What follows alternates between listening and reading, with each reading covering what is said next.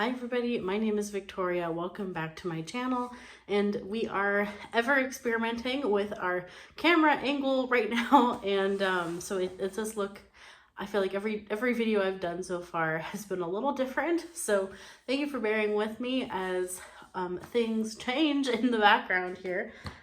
My bookshelves are a total organizational mess right now because I am still unpacking books and like trying to figure out where things go. So like if you look behind me and you look too long, we have like genres mixed in weird places. Like there's no real rhyme or reason.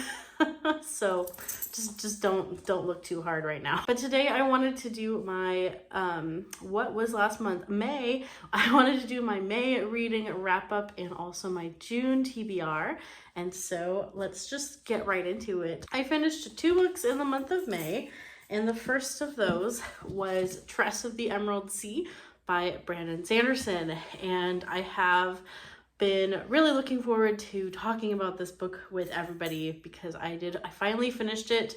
I feel like it was a real saga with me in this book. I got it in January, the ebook version with everybody else, but then I decided to wait until I got my physical copy, but I was like probably one of the last people to get their physical copy. I was in like the last wave of shipments, and so it took a really long time for that to happen, but I did get impatient and I did start reading the ebook version instead, which ended up working out really well because I got a Kindle. I have been really enjoying using a Kindle for the first time, and so this was my first Kindle read on that new device, and so I did enjoy that experience a lot. So I actually kind of dipped into Kindle version and then this version, and I went back and forth, and that was good because this also has like beautiful illustrations throughout and just some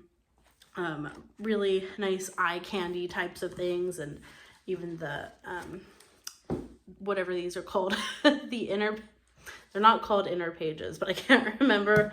There's like a name for this. Wow. Anyways, Tress of the Emerald Sea it's not my new favorite Sanderson. I'll just get that out of the way right now. I came into it with really high expectations, probably too high, and I just thought this was going to be my next favorite Brandon Sanderson novel because of what I had heard.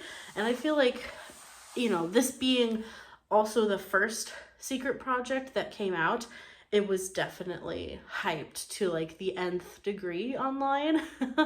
And I enjoyed it. It landed at 4 stars for me. And if you don't know the premise, it follows Tress, who is a young girl living on this planet that we haven't seen before in the Cosmere, and so that was kind of fun. And it's a very dangerous planet. The oceans are consisting of these dangerous spores, and if water interacts with the spores, then these like crazy vines shoot out of the ocean and like kill you basically. And so it's a very dangerous land, and the magic system is very complex, just like Sanderson likes to do. And so he spends a lot of time diving into how the world works and why the land is dangerous and how the people of this planet have kind of learned to adapt. But Tress is this like charming little character who lives in this very dangerous world, and she collects cups, and that's like kind of her like charming thing that she does. And she's just like this like kind of quirky, curious young lady. And I think that Brandon Sanderson was really just trying to make an endearing character who you would root for. And I think he definitely succeeded with that. I think by the end, I really loved who Tress was as a person, and his characterization in his novels is always a shining point of them. I felt where this book didn't meet my expectations was the tone, actually. Without spoiling it, the tone of this book is really different from like normal Sanderson like just the narration. And so it's narrated by a certain character who has a very specific tone of voice, and I felt like we didn't really get our stride with that narration for a while in this book, and I didn't like mesh with it for a while. And this is personal, but Sanderson, I feel like a lot of his humor works for me, and sometimes in this one it didn't always work for me, and it felt a little bit try hard as far as the humor and the humorous tone that this book explores. And I know he did reference like The Princess Bride being an inspiration, which of course, like many people, I really love The Princess Bride, but I felt like Sanderson's stab at The Princess Bride,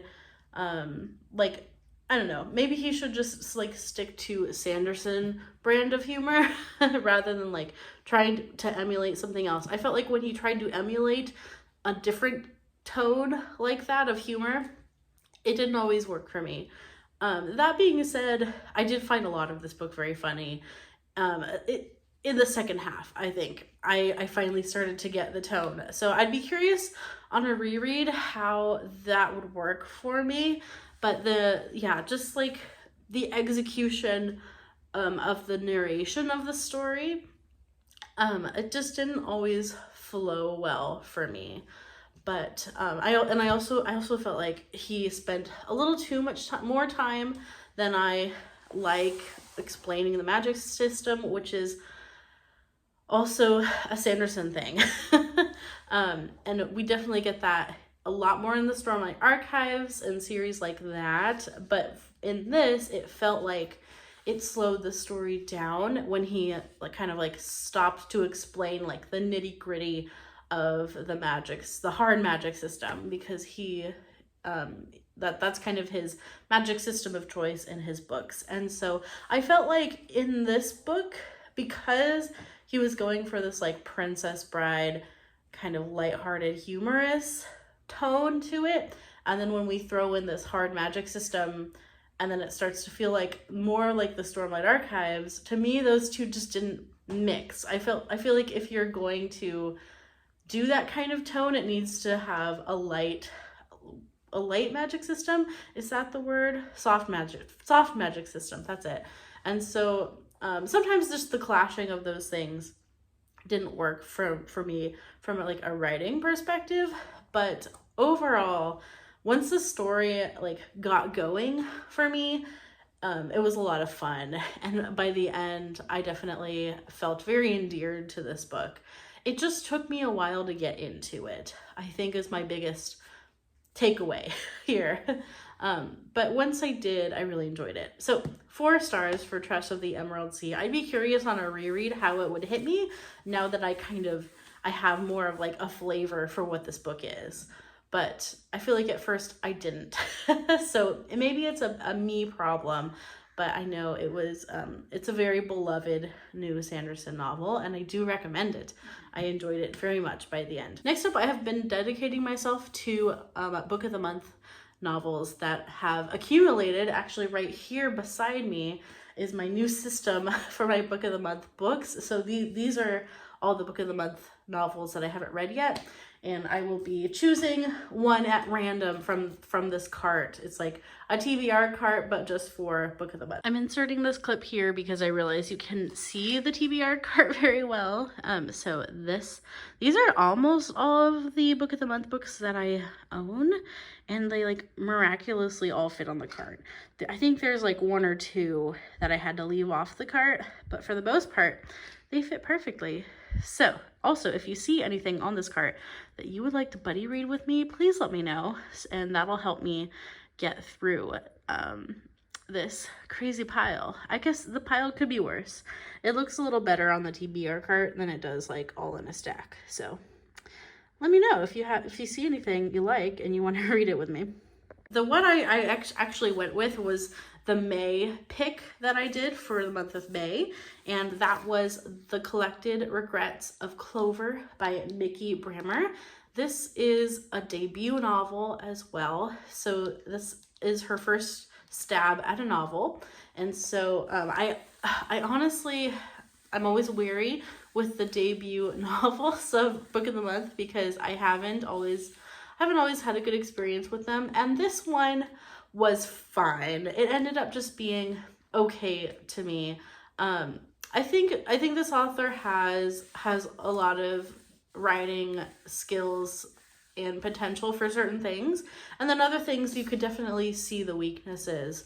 And well, I guess I should tell you what this is about. This is about Clover, who is a lady in her kind of mid to late 30s, and she lives alone in New York City. She is basically like the truest loner in the sense of the word. Like, she has like one friend, and he is like a 90 or 80-year-old man, that is her best friend. It's her neighbor, and she has no family. Her parents died when she was really young, and so she has this job also that's kind of like ostracizing, and she doesn't know how to like talk to people about her job, and her job is being a death doula. And so basically what that is in the book is she hangs out with people as they're dying, and just spends time with them and makes sure that they don't die alone, and kind of helps fulfill their wishes, their like last dying wishes,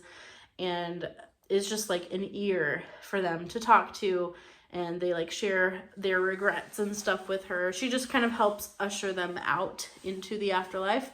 And she, like, her personal life is very much like the focus of the story.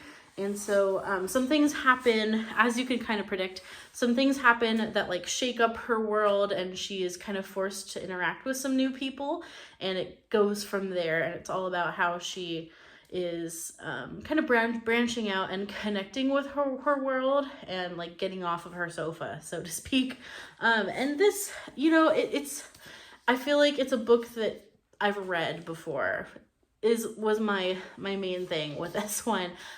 It didn't do anything particularly innovative. It's pretty, like, it's, you know, it's like the girl who is pretty but doesn't know it, and has lived this like very introverted, secluded life, and then she learns how to break out of her shell, right? And that premise, I've just seen it before, and that's also why I picked it up, because I have enjoyed books with that premise before. But maybe it's me, and I have already read this book. It felt like a lot of typical novels of that genre, and I don't know, maybe again my expectations were a little high. So it's probably more me. I think a lot of people would enjoy this book. There's a love interest, and I felt like he was a weak part of the book. I didn't feel like he was a particularly well-written character, and I think that that's what hurts this book for me, is the flatness of the characters, and also the dialogue feeling stilted. Where her writing was really strong, I felt, was in like some descriptive scenes and descriptive pages, and I believe this author has a background in, is it journalism, possibly? Yeah, she writes about architecture, art, and design for some well-known magazines, and so she has kind of a nonfiction background, and I felt like when she kind of described scenes and like nature and things like that, that's where her writing, like, you could tell, like, oh, she's got writing chops. But when she would do these character interactions and dialogue, that's when it felt like a new writer. And so you know, she is a new writer, so that makes sense. But for me, this was not a new favorite. I'm kind of balancing between 2 and 3 stars. I haven't decided yet, but it's somewhere in there, maybe like a 2.5. So that was this book for me. Book of the month is sometimes a risk. I like book of the month because it makes me like branch out into things that I wouldn't normally pick up. And you know, that there's risk involved in that. I just felt like it was fine. All right, so the things that are on the docket, I'm excited to talk to you about. So first of all, I am still in the middle of the Brandon Sanderson Secret Project #2. I'm reading that on my Kindle. I just like jumped right into it after I finished Tress of the Emerald Sea. And can I share with you the title? If you don't want to hear the title, then stop the video now and go forward a little bit. But the title of the book is, if I can remember it, I should look at it because I wrote it down. It has a long title. Now you've had plenty of time to stop the video. So it's The Frugal Wizard's Guide to Medieval England. And it has a very, I'm about maybe 40% through this one. And I will say, to me, it feels like Brandon Sanderson's attempt at writing Hitchhiker's Guide to the Galaxy or Discworld. Like, it has that kind of flavor, so different from the Princess Bride flavor that the Emerald Sea one had. This is more zany and goofy. It's very off the wall in a different way than Tress was, and I'm actually enjoying it. I enjoyed it more from the get-go. I'm more intrigued by the premise of this one than I was with Tress. I don't know, they're very different. And so this one is just, it's just outright silly and zany. And it has this kind of detective novel thing going on as well, which is different for me. So for me, this is working for me because it's totally different, and it's also removed from the Cosmere, and it's not a Cosmere novel at all, and I'm enjoying it. I'm enjoying it maybe a little bit more than Tress. I'm not sure. Maybe not. We'll see how I feel by the end, but that is what I'm currently reading. I am also looking to read with Christy. We're gonna start reading Cloud Cuckoo Land by Anthony Doerr. I'm very excited about this one because it is by an author who I have read before, and I love his writing, and I just think he's spectacular. And so I have not picked this one up yet, and Christy was also interested, and she actually got me this copy. So thank you, Christy, and we are going to be buddy reading it soon. So I'm really looking forward to that. And it was apparently a National Book Award finalist, and what else does it say? New York Times 100 notable books of 2021, and so it did get some recognition. The other book I read by this author is it's right here. He also wrote, if I can get it, he also wrote All the Light We Cannot See, which I really loved, and also this one won the Pulitzer. It won the Pulitzer Prize as well, and so I really enjoyed that one. And so this one is kind of a crazy premise, and it's got like multiple timelines. It's got a past, present, and future timeline, which I think will be really interesting and very different from the World War II novel that All the Light We Cannot See is. This has a historical aspect to it, but it also has a future aspect, like on a spaceship kind of future. So it sounds pretty wild, and I'm just really looking forward to it. I don't know how long it's gonna take me for this one, but I'm also gonna start reading Moby Dick by Herman Melville, which I feel like whenever anyone says they're about to start Moby Dick, you're kind of like, sure you are. Like, are you actually gonna finish it? Because a lot of people start this and don't finish it. But yes, I'm determined. I'm gonna read Moby Dick, okay? I'm gonna actually read it. I've never tried to start it before, but it is a book that has intimidated me my whole life. I don't know why it intimidates me, because I've read plenty of long, intimidating classics in my life. So why am I afraid of this one? Is it the white whale? Is the white whale intimidating me? Apparently, yes. So, yeah, Moby Dick. And there's actually a group of ladies who are, we're going to read this together. And let me know if you want to do it with us. We don't have like any timeline. It's just like, hey, people that want to read Moby Dick, we have a Voxer group. So no reading a timeline at all. But I want to start it in the summer, because the summer is when I start big chunky classics. That's just kind of become what summer is to me. Some people, oh, sorry, dog's making noise. Some people read light and fluffy things in the summer. Not me.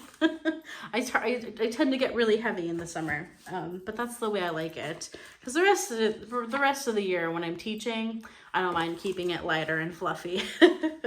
But next up we have, what is next? Oh, this is for Kate Howe's Patreon. I would like to, I've been such a bad participant of Kate Howe's Patreon, but this one is a short one, and I feel like I could do it. This is Moreland Cottage by Elizabeth Gaskell, which is apparently possibly the inspiration for The Mill on the Floss by George Eliot, which I didn't realize. And it's only like 140 pages or something like that, so it should be doable for the month of June. I'm not working in June. I actually have off from school in June for the most part. I have to work the first week or two of June. But for the most part, I'm going to have reading time, I hope. So, Moreland Cottage. I think we can do it. Next up, I have for Tiffany's Patreon book club, The Age of Innocence by Edith Wharton. I have not read an Edith Wharton before, but I have this feeling in my bones that I'm going to love her and that she's going to be a new favorite author. And this one is, I think, mostly just focused around like high society. And I think Edith Wharton also like came from money and was born into money. And so I think it's a critique on like high society and people with money. I think there's like a fair possibly, or a man that has to like choose between like the right wife who is like the proper one to marry, and then this like other lady who he's just like passionate about. It sounds a little bit like, I don't know, Anna Karenina-ish. So that we'll see. The Age of Innocence, I don't know much more than that. So looking forward to reading an Edith Wharton book for the first time. And then also Tiffany is also hosting a read-along of the Knowledge of the Holy by A.W. Tozer. And I have read The Radical Cross. I think it's like a collection of writings by A.W. Tozer, and it's just been a long time since I've read Tozer, and so I wanted to jump into that when I saw that she was doing that. So that is a Christian spiritual writing. A.W. Tozer was a theologian, and I am excited about it because I remember really liking his writing before. And then we just have one more book to talk about. This is plenty to read already, but I do need to get my next book of the month book onto my TBR docket. And so what I'm doing is, next time I'll do this all on screen, but I am just picking at random. I'm just spinning a wheel. So I spin 2 numbers, first the row, so row 1, or row 2, or row 3. And then there's 11 books currently on each shelf. And so then I do a spin for 1 through 11. And so when I spinned it, I did this off camera. I got row 3, book number 8. And so I came up with Harlem Shuffle by Colson Whitehead.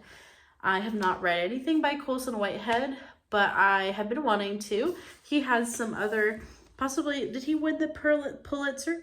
I think he might have, or yes, but not for this book. Oh, he won the Pulitzer twice, one for The Nickel Boys and one for The Underground Railroad. I remember when The Nickel Boys came out and a lot of people talking about him then. This one, I don't think has won anything. So am I starting with a not as good book by him? We'll see. But that's okay.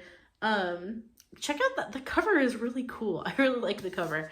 This is about Ray Carty, who is, where is he? He's living in Harlem in the 1960s. So this is historical fiction, and I believe he falls in kind of with some bad people, some crime he's tied to, and he runs this furniture store, and yeah, I think he interacts, it's about him like interacting with some low lifes and like getting pulled into that side of Harlem, and also just like having, I think, a wife and kids and a store to run, and like kind of the juxtaposition of those two worlds, and being an African-American man in Harlem in the 60s. And so it sounds like a heavy read. I think there's also a heist involved in this novel, and it sounds like a lot. It sounds like a heavier book,